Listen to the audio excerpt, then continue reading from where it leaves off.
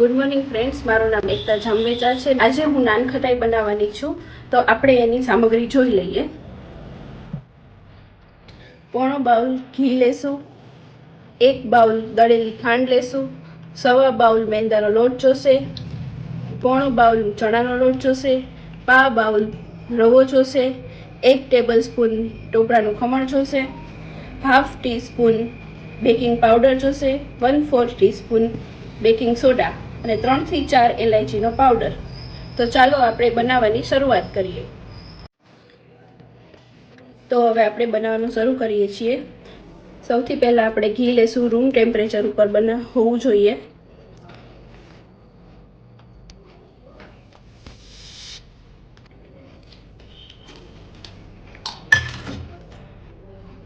એમાં આપણે ખાંડ મિક્સ કરશું અને એને હાથેથી ફેણીશું।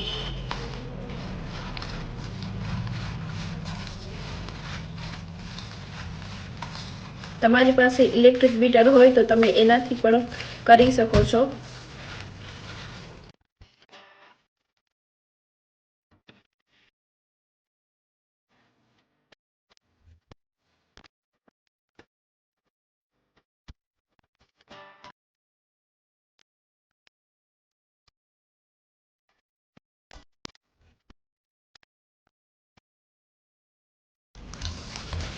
ખાંડ અને ઘી 5 થી 7 મિનિટમાં મિક્સ થઈ જશે।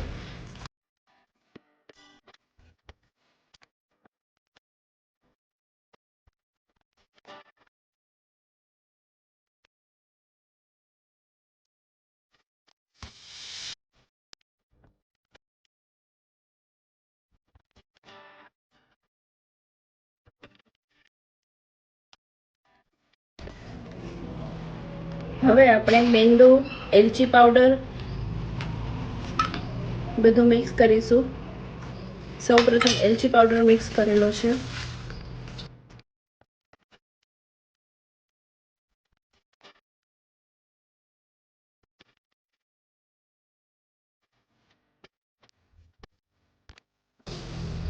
મેંદો, રવો અને ચણાનો લોટ છે એ ત્રણેય વસ્તુને ચાળણી વડે ચાળીને લેવું પડશે।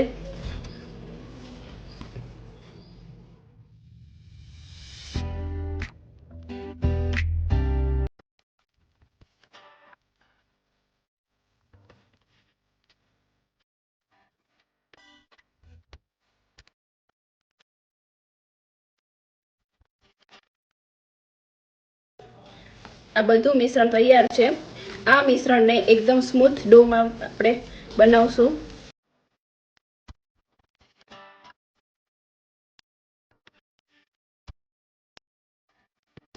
તમે જોઈ શકો છો કે આ બધું રોટલીનો લોટ હોય એવી રીતે બધું એકસાથે મિક્સ થઈ ગયું છે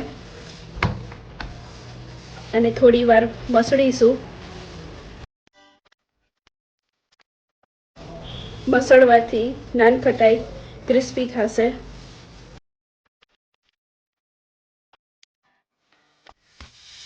નાનખટાઈ બનાવવા માટે કોઈ પણ આટલું મોટું વાસણ જ લેવું, એટલે વ્યવસ્થિત મસળી શકાય।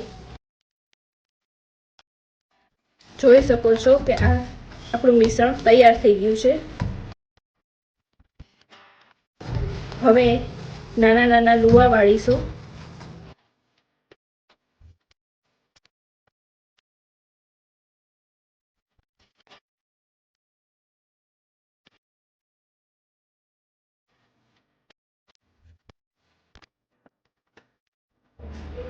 આ જ રીતે આપણે નાના લુવા વાળીશું બધા।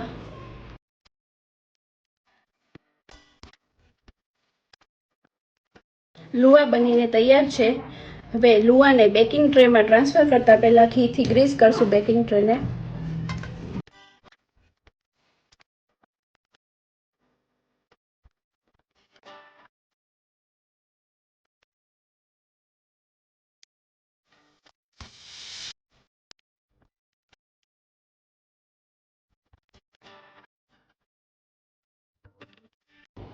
ટોપિંગ માટે મેં તૂટી ફૂટી લીધેલી છે।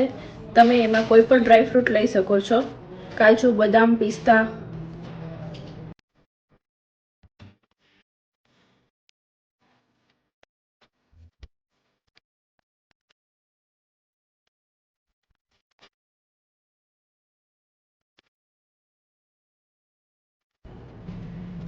હવે આપણે 20 મિનિટ ફ્રીઝમાં મૂકીશું, તે પછી ઓવનમાં બેક કરવા રાખીશું.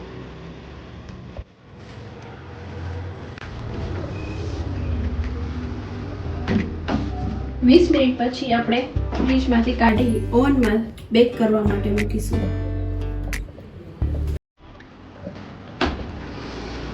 જ્યાં સુધી નાનખટાઈ ફ્રીજમાં સેટ થાય છે ત્યાં સુધીમાં આપણે 180 ડિગ્રી પર ઓવનને પ્રીહીટ કરી લેશું. 10 મિનિટ માટે પ્રીહીટ કરવા મૂકશું.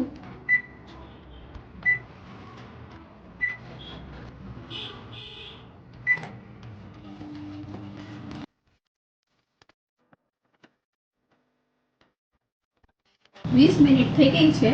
આપણે હવે ઓવનમાં બેક કરવા માટે મૂકીશું.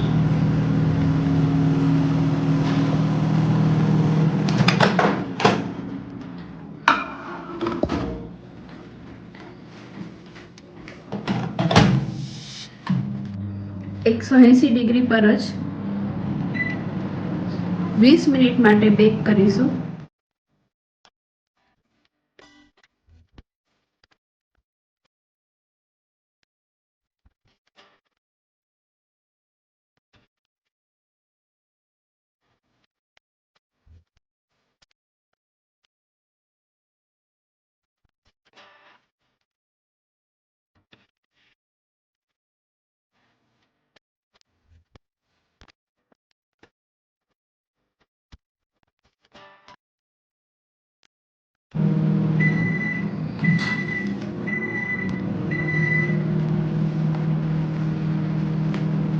તો આપણી નાનખટાઈ હવે બેક થઈ ગઈ છે.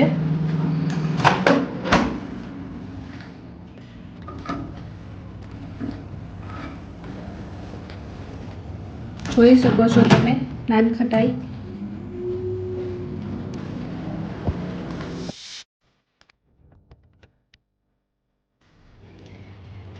તો તમે જોઈ શકો છો આપણી નાનખટાઈ તૈયાર છે. આપણે જોઈ લઈએ કેવી બનેલી છે. એકદમ સોફ્ટ બની છે, પોચી રૂ જેવી. મોઢામાં નાખો તો પણ એકદમ રવો રવો થઈ જાય એમ છે. નાના બાળકો વડીલો પણ ખાઈ શકે છે, જેમને દાંત ન હોય એમને પણ આપી શકીએ. ચોખ્ખું ઘી હોવાથી કોઈ પણ એજના વ્યક્તિ ખાઈ શકે છે. Thank you.